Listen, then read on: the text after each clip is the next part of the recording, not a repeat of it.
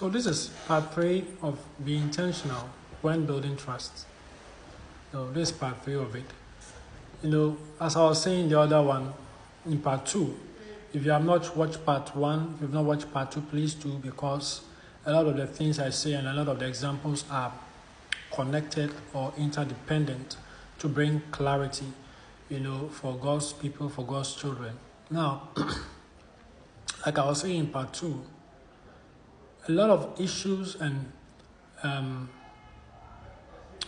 problems that come up, because people, when they have the opportunity to be transparent and to speak truth, which is going to defend them in a long way, when they refuse to use it, it creates a lot of problems. And like I was using the example of somebody meeting their ex and did not introduce their ex, and did not introduce their ex that this is my husband.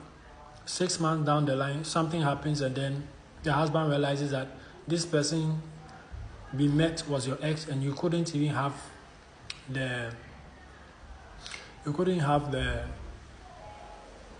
you are not open enough to tell me this is your ex, that is your ex, this is your husband, and all that.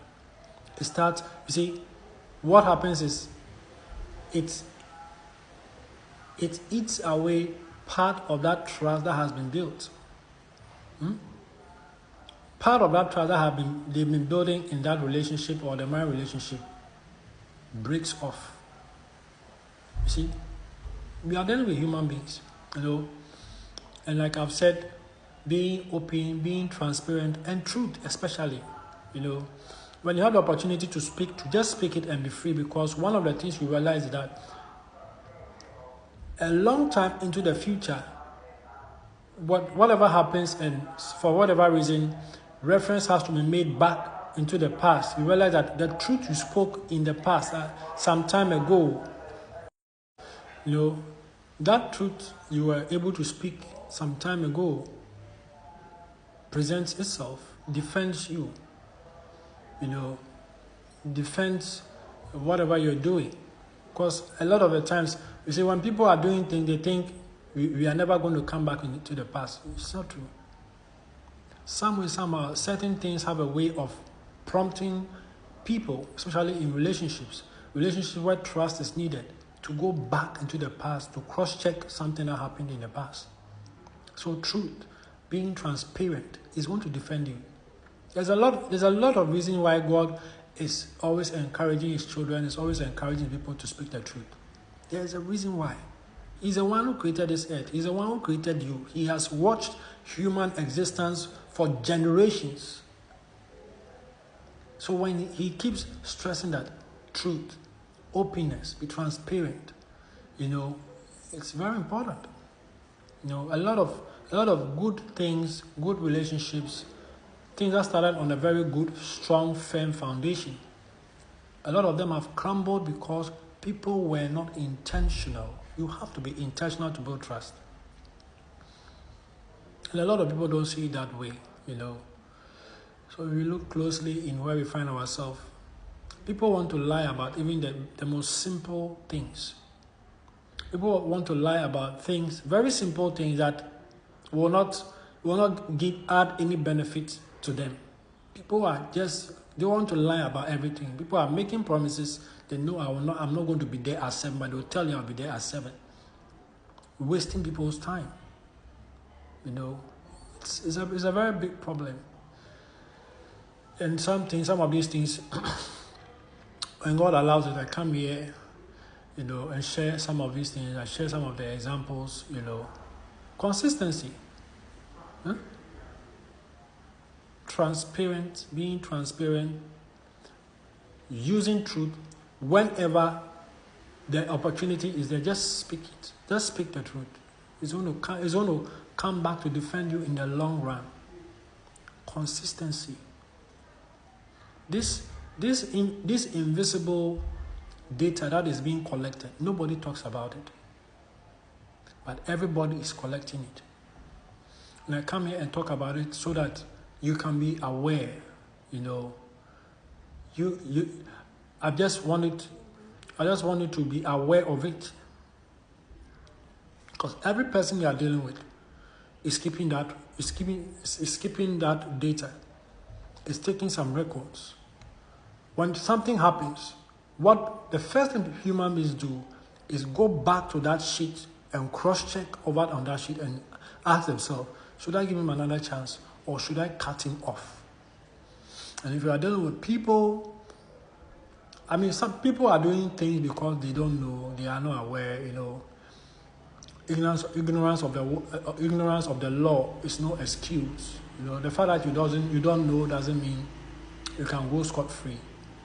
So some of these things I come and talk about it. I come and make you aware of it. Everybody you are dealing with is keeping a record sheet somewhere that nobody talks about. But when there's a problem, there's an issue, when something comes up, and they have to make a decision whether to continue with this journey with you or whether to cut you off, everybody refers to that data everybody collects, but people are not aware of. Everybody refers to it and asks themselves, should I give him another chance? Should I give her another chance? Or should I cut him off? Or should I cut her off? Everybody is collecting that data. And nobody really talks about it. Everybody is quiet about it. You have to be intentional. You need discipline to build trust. Discipline. And a lot of people don't think that way, You think trust is there, trust is going to be there. Oh, I am your wife, so you are supposed to trust me. What do you mean? The fact that you are his wife doesn't mean anything. But if you know what trust is, if you know trust is built intentionally, brick by brick, takes time, takes effort, takes sacrifices, it takes commitment, it needs discipline, it needs consistency, it needs truth, it needs transparency. If you understand these things, you can be intentional when you are dealing with people, when you are dealing with human beings. If you look at human beings, a lot of the things we do is connected to relationships. A lot of the things we do. Relationship between the father and the child, relationship between the mother and the son, relationship between family, relationship, everything. And if, one of the best places to be able to call out, one of the best places to be able to judge a particular relationship you're having, whether it's been mutually beneficial or it's been one-sided, is by looking and checking that invisible record sheet that everybody records. That's the best place you can call it out and say, no, this thing is only benefiting him.